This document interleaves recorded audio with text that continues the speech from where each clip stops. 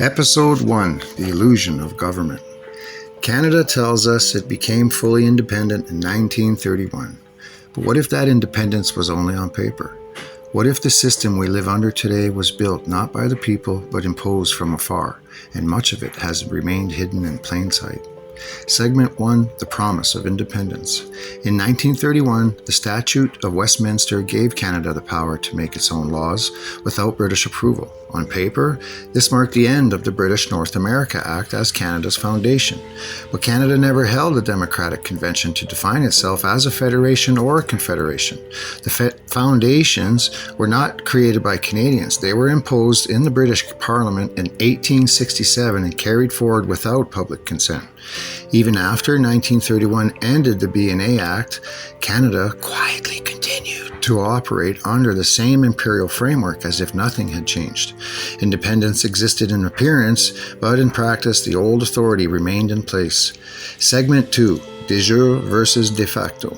Legal scholars often distinguish between de jure and de facto. De jure means by law, a system built on clear lawful foundations. De facto means in practice, a system that operates but may never have been legally completed.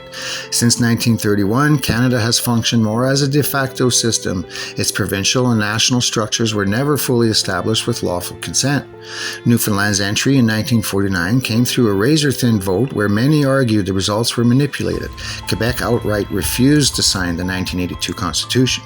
So the question becomes, can a country truly call itself a federation if its people never consented to its constitutional foundations?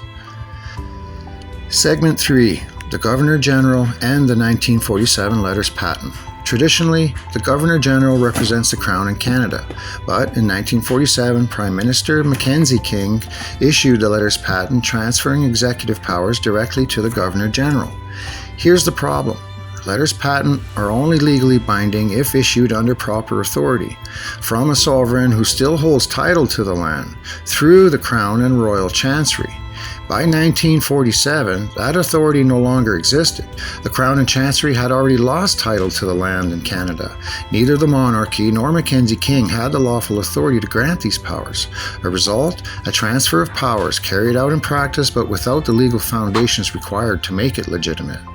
Segment 4: Laws without full consent.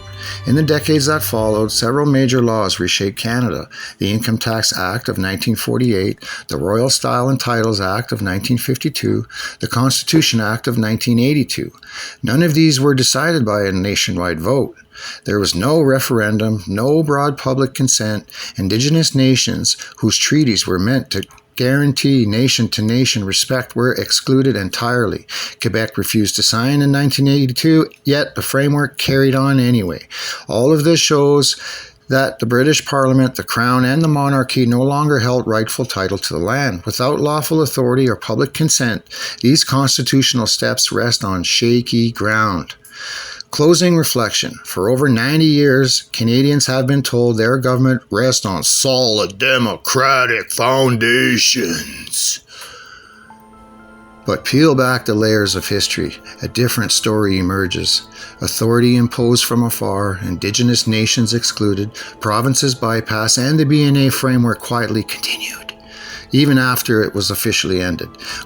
What we find is not a complete federation or confederation, but a system built on incomplete foundations and hidden contradictions. So we must ask ourselves, is Canada truly a finished democracy, or is it still living under the illusion of one?